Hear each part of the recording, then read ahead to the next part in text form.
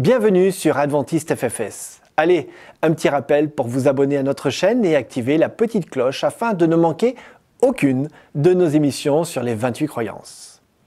Être chrétien, ce n'est pas seulement croire, c'est aussi vivre. Quand on rencontre une personne avec qui on va faire sa vie, qu'on le veuille ou non, nous changeons. Faire l'expérience de Dieu ne reste pas au niveau de notre cerveau, cela descend dans le cœur et ça se voit dans nos actions. Accepter Dieu dans sa vie, c'est grandir, avancer, croître. C'est le défi que Lucas et Bernard nous proposent de vivre aujourd'hui.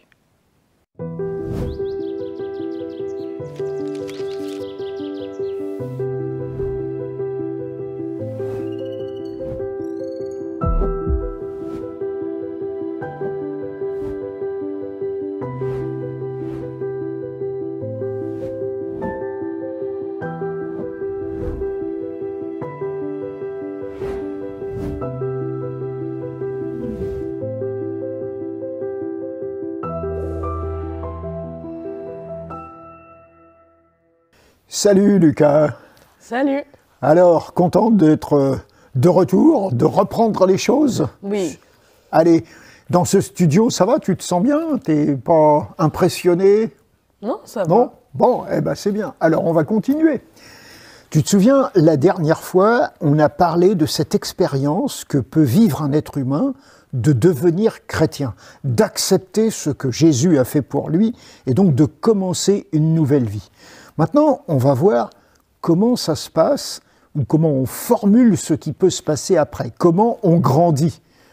Tu n'es pas resté bébé, heureusement, hein, moi non plus, et donc la vie, c'est une espèce de croissance. Alors on va voir comment les adventistes formulent la croissance d'un nouveau chrétien.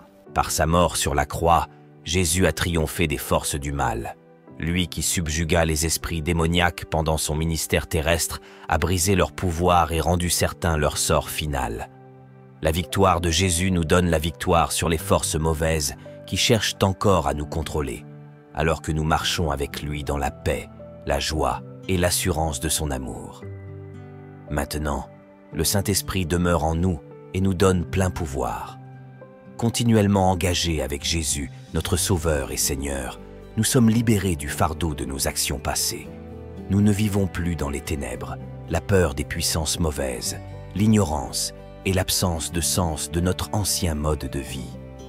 Dans cette nouvelle liberté en Jésus, nous sommes appelés à croître dans la ressemblance avec son caractère, en entrant chaque jour en communion avec lui par la prière, en nous nourrissant de sa parole, en méditant sur elle et sur sa providence, en chantant ses louanges, en nous rassemblant pour le culte et en participant à la mission de l'Église. Lorsque nous nous adonnons à un service d'amour en faveur de ceux qui nous entourent et au témoignage de son salut, sa présence constante avec nous à travers l'Esprit transforme chaque moment et chaque tâche en une expérience spirituelle.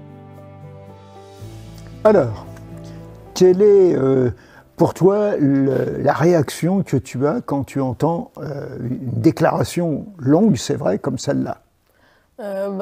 Ça dit que les forces du mal, elles sont toujours présentes un peu. Tout mais à fait. Qu'est-ce qu'elles pourraient représenter dans le monde actuel? Écoute, on disait la dernière fois que quand tu deviens chrétien, il y a des gens qui sont contents, mais il y en a d'autres que ça fâche. Hein? Moi, je me souviens très bien, j'ai une fois baptisé une personne, c'était d'ailleurs pas très loin d'ici, à quelques centaines de mètres d'ici, et ses parents étaient en train de chercher cette personne et ils voulaient l'empêcher d'être baptisée pour pouvoir la ramener à la maison comme si nous, on était une espèce de secte qui voulait en faire une prisonnière. Et ils étaient vraiment fâchés. Hein.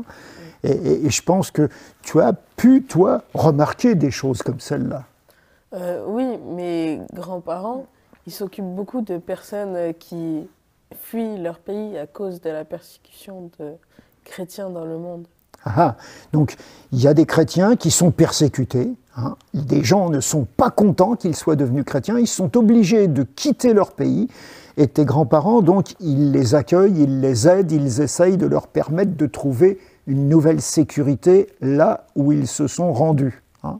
C'est ça qu'ils vivent. Et ils ne sont pas les seuls, et heureusement qu'il y a des gens comme ça qui s'occupent de ceux qui sont persécutés. Et aujourd'hui, dans le monde, les chrétiens sont sans doute les croyants les plus persécutés, ce qui pourrait paraître un paradoxe. Mais voilà, ça existe. Et c'est vrai que quand on devient chrétien, ça ne contente pas tout le monde. Alors, quand dans ce texte on nous parle des forces du mal, la plupart du temps, elles se manifestent par des êtres humains. Ce sont des êtres humains, des fois des gens qui ont un pouvoir, une autorité. Dans certains pays, c'est défendu de devenir chrétien, en particulier dans un certain nombre de pays musulmans. Mais aussi, ça a été le cas dans tous les pays communistes pendant toute une époque. Et il y a des endroits où devenir chrétien, c'est un crime contre l'État. Et donc tu peux être persécuté par les autorités. Mais il y a des familles où ça casse toute la famille, où les parents étaient par exemple des athées militants, et si leur enfant devient chrétien, waouh, ils se fâchent très fort. Et ça devient la guerre au sein de la famille. Alors, croître, c'est vrai que ça paraît plus difficile dans une situation de guerre que dans une situation de paix. Quand tu es né, ta mère a pu te nourrir, tes parents ont pris soin de toi. Et pour pouvoir grandir, une des choses que tu as dû faire, c'est manger. Et tu m'as dit une fois, dans une de nos discussions, que tu aimais bien manger, que tu te régalais des plats, en particulier rwandais, africains, que ta mère prépare.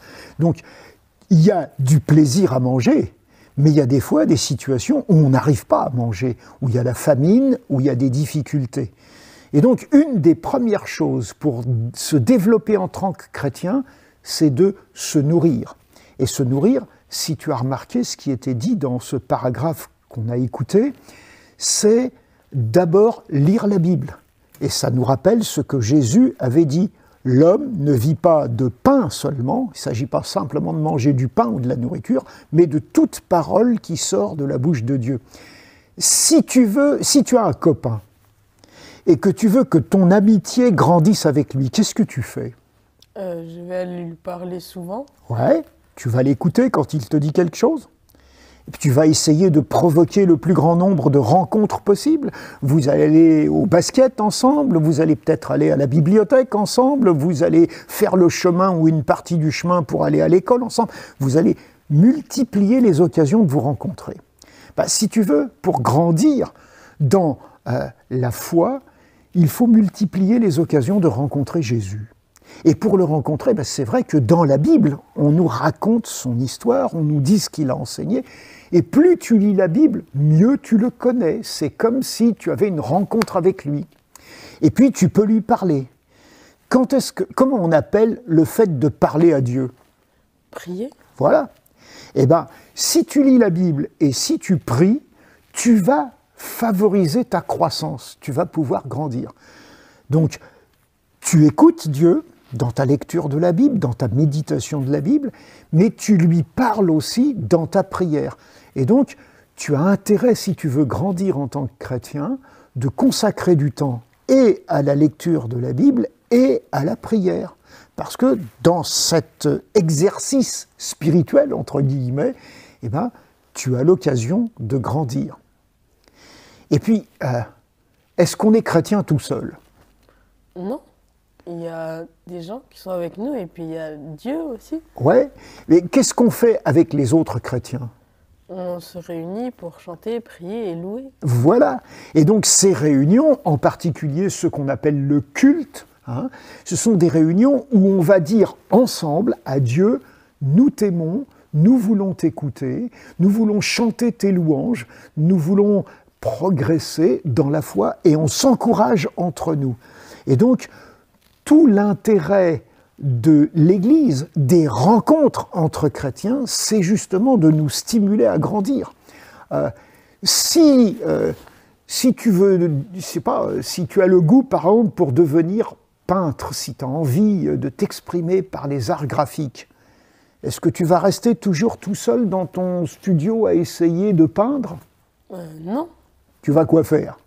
Je vais aller montrer mes tableaux aux autres et... Voilà. Et tu vas essayer de rencontrer d'autres peintres et ensemble, vous allez partager des techniques, des réflexions sur comment progresser dans ce domaine, quels matériaux choisir, quel type de pinceau, etc.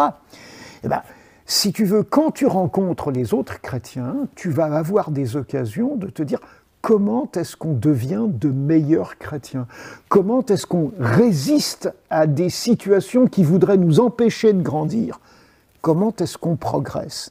Et tout l'intérêt, c'est de ne pas être un chrétien tout seul dans son coin, mais de profiter de l'expérience des autres, et donc de faire profiter les autres de notre expérience.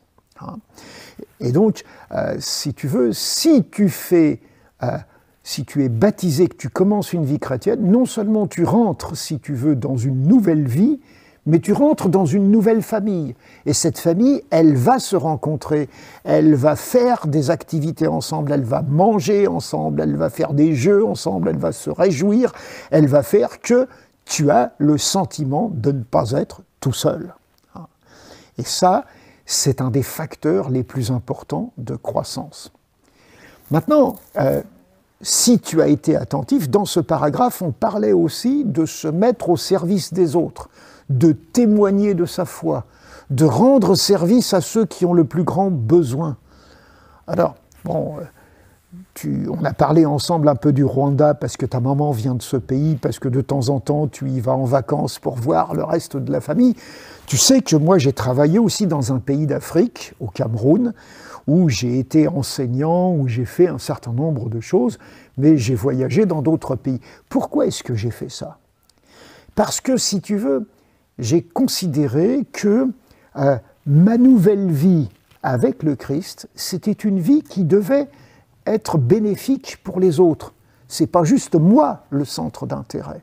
Et donc, si je me mets au service des autres, si je fais profiter aux autres de ce que je sais faire, de ce que je sais expliquer, de mon expérience de vie, et bien sûr, si je donne un coup de main à ceux qui sont en difficulté, ma vie va prendre du sens, elle va grandir. Ça t'est déjà arrivé d'expliquer quelque chose à un copain de classe qui n'avait pas compris ce que le prof avait expliqué? Oui, bien sûr, beaucoup de fois. Hein? Et est-ce que quand tu fais ça, est-ce que ça t'aide à progresser? Je ne sais pas, mais en tout cas, moi, je suis contente de l'aider. Ouais.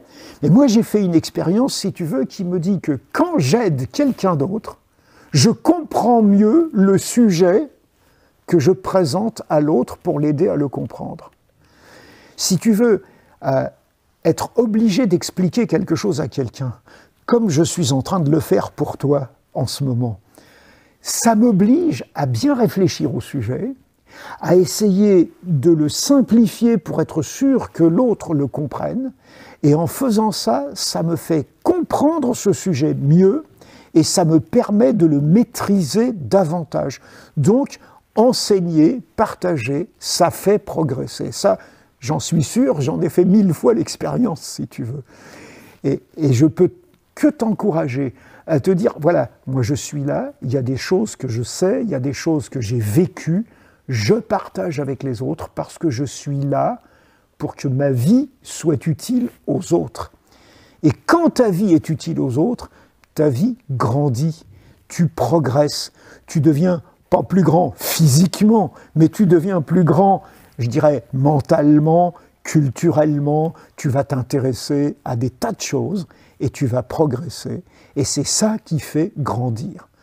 Et donc, tout l'intérêt, si tu veux, de ce que le christianisme a appelé l'évangélisation, partager l'évangile aux autres, ou de ce que l'Église appelle le service ou la diaconie, comme on dit, ce qui est un mot grec qui veut dire se mettre au service des autres, c'est en fait d'abord pour nous faire grandir. Alors, bien sûr, il ne faut pas le faire égoïstement en se disant « moi, je veux grandir, donc de toute façon, je vais me mettre au service des autres ». C'est un effet secondaire, je dirais presque. Ce qu'on pourrait dire avec humour, c'est un dégât collatéral. Oui. Tu expliques aux autres, tu rends service, et c'est très bien, tu as la joie de le faire, et puis c'est toujours un plaisir de voir l'autre progresser, l'autre mieux connaître, mieux comprendre, et toi, tu en tires un bénéfice même si tu ne le cherches pas. Et c'est tout l'intérêt, si tu veux, de cette vie chrétienne qui nous est proposée et qui nous dit que tu n'auras jamais fini. Moi, je considère, si tu veux, que j'ai encore des tas de choses à apprendre, même si j'en ai enseigné, puisque j'ai passé une bonne partie de mon temps à être professeur et à enseigner dans différents pays du monde. Mais j'ai tellement de choses encore à apprendre que ça vaut le coup de continuer et de jamais se dire « Ah, c'est fini, maintenant je suis arrivé au bout ». Non, tu n'es jamais arrivé au bout, tu peux toujours grandir jusqu'à la fin de ta vie. Et c'est ce qui rend la vie passionnante. Oui. Alors moi, je te souhaite une vie passionnante. Hein, et entre autres, si tu mets Jésus dans ta vie, tu verras que ça ne peut que t'aider. Et la puissance du Saint-Esprit que Jésus veut te donner sera vraiment une force motrice pour cette progression. Oui. Ok, eh ben, écoute, on va se donner rendez-vous pour une prochaine fois où on continuera à échanger. D'accord, merci beaucoup Bernard pour tes explications et j'espère que ça t'aura fait progresser sur le sujet aussi. C'est gentil, merci. Allez, à bientôt. À bientôt.